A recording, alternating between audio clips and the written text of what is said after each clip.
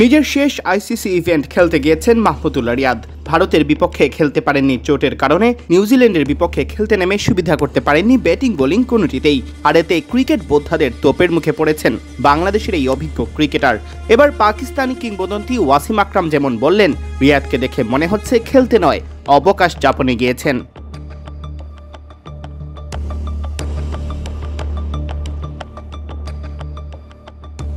রিয়াদ বাংলাদেশ দলের সবচেয়ে অভিজ্ঞ ক্যাম্পেইনার।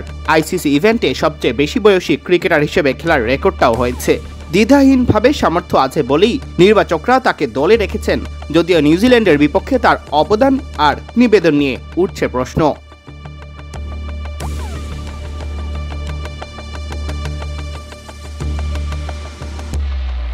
ব্যাট হাতে 14 বলে মাত্র 4 রান। এরপর গুরুত্বপূর্ণ সময়ে সহজ ক্যাচ মিস।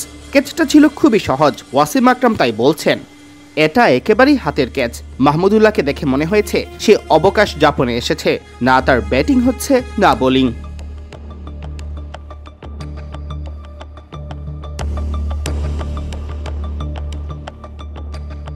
ভারত ও নিউজিল্যান্ডের কাছে হেরে চ্যাম্পিয়ন্স ট্রফি থেকে বিদায় নেওয়ার পর থেকেই সমালোচনা হচ্ছে মুশফিক ও রিয়াদকে নিয়ে। দীনেশ কার্তিক তো এমনও বলছিলেন, তাদের সুযোগ দিলে তরুণরা সুযোগ থেকে বঞ্চিত হচ্ছেন।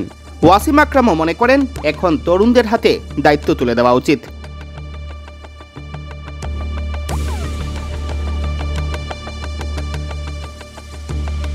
তিনি বলেন, এটা বাংলাদেশের ক্রিকেটে শেখার সুযোগ। তারা মাহমুদুল্লাহ এবং মুশফিকুর রহিমের মতো খেলোয়াড় এনেছে, যাদের বয়স 39 আর 37 বছর।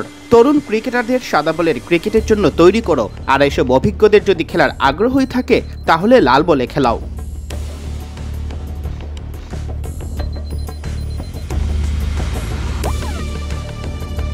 রিয়াদ অবশ্য অনেক আগেই অভিমানে টেস্ট ক্রিকেট থেকে নিয়েছেন অবসর। মুশফিক এখনও খেলছেন টেস্ট।